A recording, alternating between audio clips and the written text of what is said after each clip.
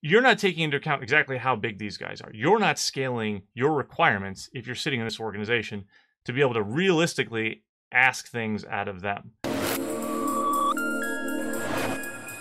right, well, I'm thoroughly dissatisfied with LinkedIn today because not really sure if it's working. But hey, everyone, Brian Hoagley here. Welcome back to CISO Life. Yeah, haven't been here in a while. Family R&R, much needed. Glad I took it.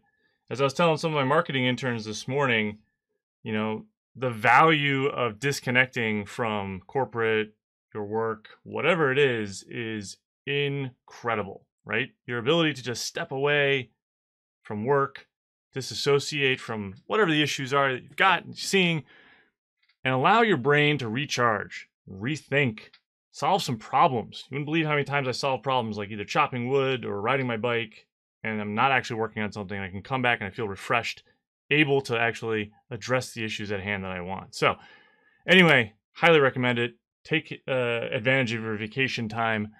Your company gave it to you. Don't squander it. So feeling pretty good, relaxed. Took a long break before that. Just wasn't in the right headspace to talk to anybody. Sorry. World's going through a lot right now. And, you know, we're all trying to get through it. So anyway, while I was on my adventures off into the great upstate New York area, had some interesting discussions with some just local folks, just some other stuff I was kind of just, you know, going through, meeting with, talking with business owners. And, you know, obviously I'm really always intrigued about like what other people are doing, and people are naturally very interested in, you know, what should they be doing around cybersecurity? What can they do? And just a lot of really interesting conversations with small businesses. And one of the things that kind of struck me, and we're starting to see this with clients now, which is kind of fortunate and unfortunate depending on how you look at it. But, you know, we've put this big push onto relooking at our supply chain, you know, like who is in it? Can we trust them? Vendors are the problem for larger organizations because their security is weaker and blah, blah, blah. So we know that, like, that's fine. But what I found interesting is that everyone, kind of like insurance, just wants to kind of transfer that risk to whomever it is inside of that third party. So and follow me along here, you are a decent sized org, okay?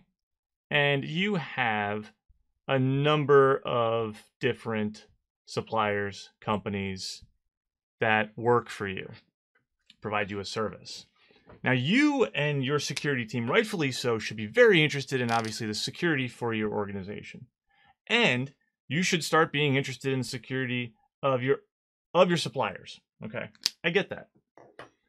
Currently, the means that like everyone takes to like go address this this issue is hammer these guys with third-party assessment questionnaires, right? We're just going to give a whole big suite of questions that ask, hey, what are you doing? Why aren't you doing what I expect? By the way, I don't really know what I expect, but here's a questionnaire. Go answer it. Now, this is fine if the world operated with you as your only organization and you and your suppliers, but it doesn't. You see, these guys are also servicing other companies. So they have other organizations that are out there that they are working with and supporting. So you see how this starts getting really kind of crazy. You have the ability up here to ask any questions you want. You can drive the agenda through your contracts. You can determine who's going to get your business by implementing, you know, what you want to see in your controls. What I think people are failing to realize is that there is becoming an undue burden upon this supply chain to realistically, one, answer questions, which I can tell you from experience, not a lot of them quite understand what you're asking. Two, I bet you don't even know what you're asking half the time anyway. So I kind of question sometimes these questionnaires that organizations put out for their suppliers to answer, and it's kind of a shame. So what I'm doing is saying, hey, look, from a call to action standpoint, right? If you're watching me and you're paying attention to CISO life, you are a CISO. Okay, some of my friends out there are CISOs, and you're trying to figure out how to wrap your hands around all of this. Or you're a director of IT, or an analyst or an engineer, or an army of one inside of one of these suppliers here, and you're trying to figure out, just how to get your act together from a security standpoint. How can you prove to your clients that you have the ability to service them safely, securely, and whatnot? What I think needs to really happen is a bit of a, maybe a come to Jesus with our larger enterprise folks and our smaller supply chains, because the frustration that's happening at this level here, okay, is that these guys don't have their act together. The reality is that some of these probably do, they just can't articulate it very well. And two, you're probably asking questions that you would expect you yourself to be meeting, and you're not taking into account that this organization is a 20-person machine shop. This is a 100-person retail operation. This is, some healthcare practitioner that's it's a 2-person organization that's supporting and feeding data into some larger enterprise type of, healthcare system, right? A lot of different sectors in that example. But do you see what I'm saying? You're not taking into account exactly how big these guys are. You're not scaling your requirements, if you're sitting in this organization, to be able to realistically ask things out of them. And I think a lot of that is because, I don't want to say it's lazy, but it's a lot easier to just say, here's the questionnaire, go answer it. Oh, you didn't answer it. That's a problem. The reality is that we need to be scaling, and I think I've done a video on this before, but just diving into that, this is becoming a problem for this group. You really need to kind of like right size what are your expectations, right? Do these guys just process zip codes and these guys process your most critical information? Why are they both getting the same questionnaire? Why are you holding them both to the same standard? Stop. Don't do it, because it's not going to help you, and it's only going to infuriate them. You're basically going to lose the ability to have these people provide you services. And here's the other issue that came up, right? By just inundating our small supply chain folks with these questionnaires and putting kind of unrealistic expectations on their security practices, you're adding a significant amount of cost, not only to their ability to function, because now you're forcing them to spend money on things. And look, rightfully so, there are some controls and things that everybody should be doing that you should be spending money on. But if your expectations and bar is set here and they're processing zip codes, you're putting an undue financial burden on this organization. What I'm saying is that not only are you impacting this, but I'm going to bet that you're probably sitting here in this organization, you don't realize it, you're going to start seeing your costs go up, and your CFO is not going to be quite happy if you eventually realize it, because this money is going to be baked into these services and passed to you as a fee. So if you're in the security department and you're a CISO, and you're putting unrealistic expectations into another area on the contract, those costs eventually go up, maybe not this year, but next year. Those costs might eventually end up hitting your budget.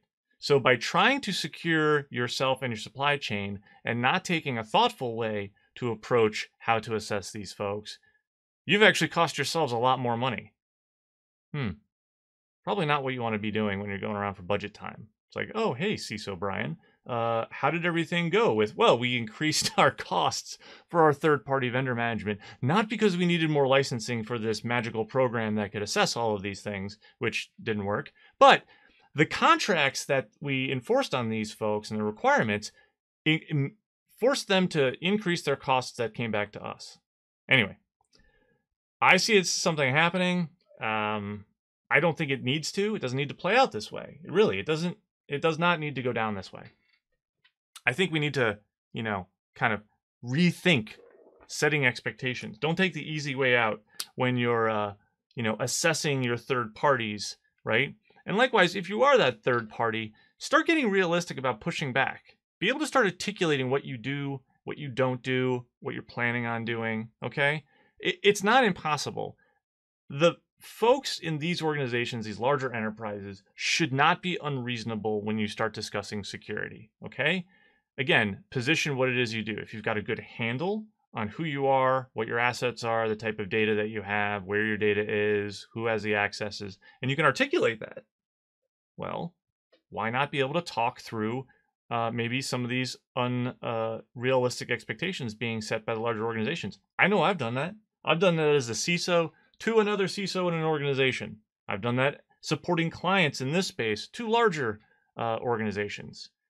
They're not unreasonable. They're people. Pick up the phone, get on the horn with them, solve some problems. Don't just flip back and forth some Excel spreadsheets that you think are magically going to, one, save your butt up here because you asked the questions, and two, you're going to get away with saying you did something when you didn't.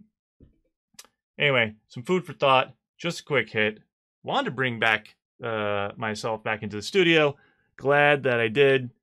Anyway, stay tuned for some more stuff coming out. We are excited to kind of get into the end of the summer and the season, having a number of different guests come onto the show. Planned on now that I've rebuilt some of the studio and the lights and our overlays and everything. So check those out. Love your feedback. But drop a comment down below. Follow me on on either LinkedIn or on Twitter or here on YouTube, whatever it is. But drop a comment down below. Am I wrong? Am I right? Where is this going to work? Where is this not going to work? You tell me. I'd love to hear from you. And we will get back to that. Hey, by the way, next Thursday, 5 p.m.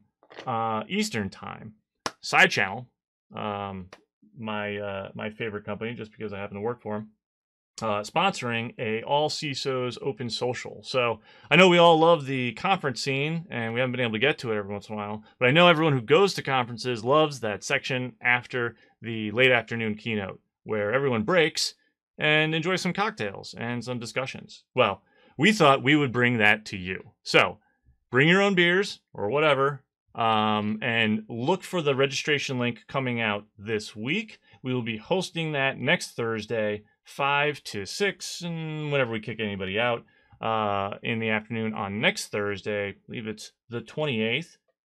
Please, I hope it's the 28th because I don't want to look at my calendar, but I think that's it. Anyway, stay tuned. Follow me for some more. Check out that stuff. Hit me up on the links below. Obviously, hashtag CISOLife. I'm Brian Hoagley. Thanks for having me back. Hope everybody's doing well. Take care. Be safe. Bye.